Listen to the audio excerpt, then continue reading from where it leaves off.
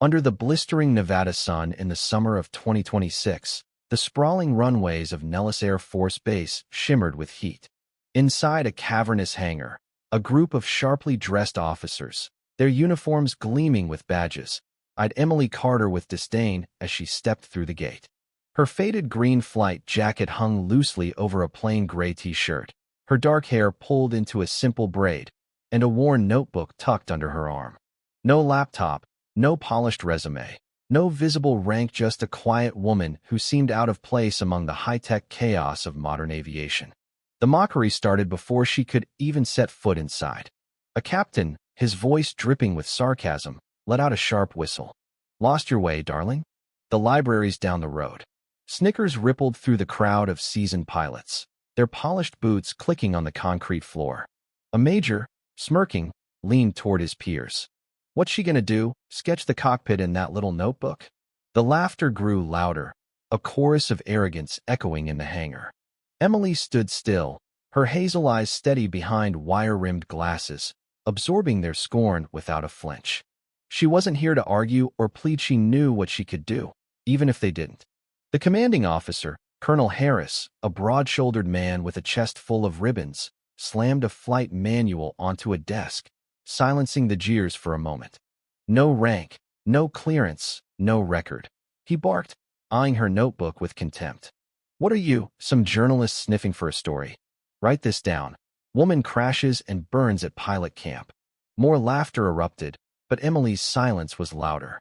Her father, a retired naval aviator, had taught her long ago, dignity doesn't shout, it acts. She clung to that now, her calm a quiet rebuke to their arrogance. Another officer, Major Reed, tossed her file onto the desk, a thin, unimpressive folder. One note from 2003, some Arctic exercise in Iceland. No combat hours, no digital logs. "You're not flying anything here."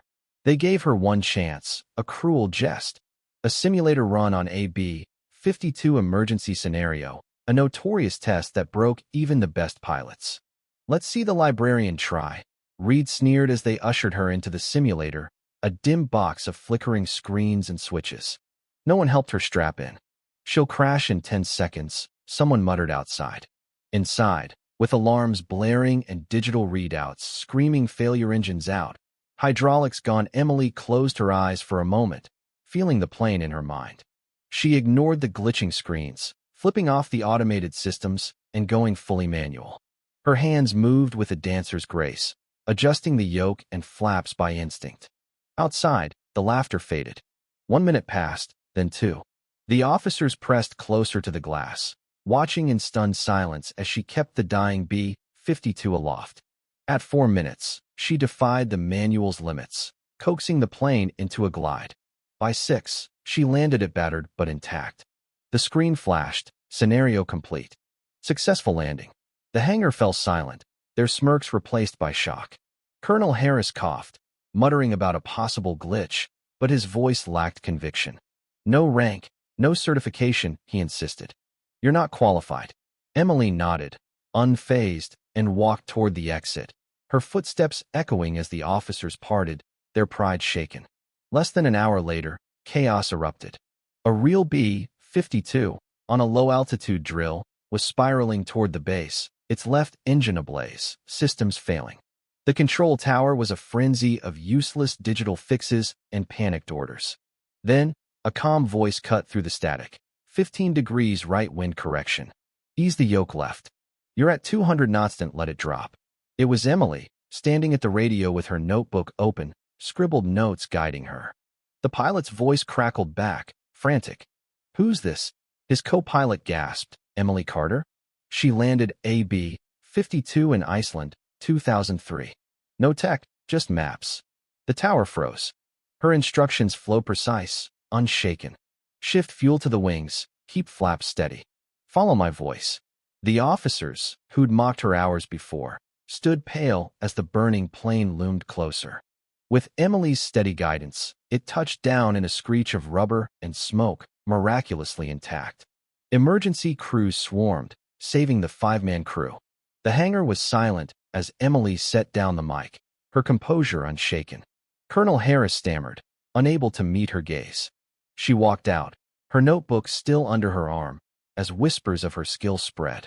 Later, at an emergency assembly, General Thompson pinned silver flight wings to her jacket, his voice heavy with respect. This woman saved our base with knowledge, not rank. The applause was hesitant, the officers' faces a mix of awe and shame. Emily's husband, James Thornton, a billionaire defense contractor, arrived quietly, his presence a silent thunderclap. The men who'd ridiculed her shrank back, realizing who she was. No apologies came, just awkward mumbles, but Emily didn't need them. She'd proven her worth. Tin into Thursday Hoy. Days later, the Emily protocol was added to the B-52 manual techniques for catastrophic failure. Her name became legend, a rebuke to arrogance and a beacon for humility. Those who'd mocked her faced their own reckonings. Major Reed lost a promotion. Colonel Harris faced a review. Emily left quietly, her legacy etched in the skies. What do you think? Did the officers' pride blind them to true skill, or was Emily's unorthodox approach too risky for modern aviation? Should she have stayed to reform the system, or was her silent exit the ultimate power move? Share your thoughts, like, and subscribe for more stories of unsung heroes. Let's keep this conversation soaring.